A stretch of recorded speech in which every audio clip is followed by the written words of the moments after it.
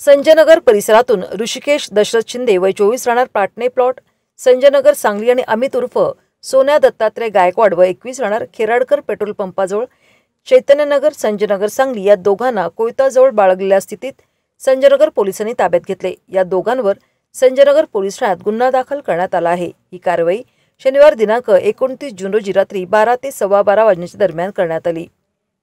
Sanjaynagar police ठाण्याकडील police शनिवारी रात्री patrolling करीत असताना मंगळवार बाजार चौक महापालिकेच्या दुकान गाळ्याजवळ जुना कुपवाड रोड संजयनगर येथे ऋषिकेश शिंदे हा आणि कुपवाड रोडवरील मुळके देशी दारू दुकानाजवळ संजयनगर येथे अमित उर्फ सोन्या गायकवाड हे दोघे जिल्हाधिकारी यांचा आदेशाचा भंग करून हत्यार बाळगण्याचा कोणताही परवाना नसताना बेकायदेशीररित्या लोखंडी कोयताजवळ बाळगलेल्या स्थितीत पोलिसांना मिळून आले।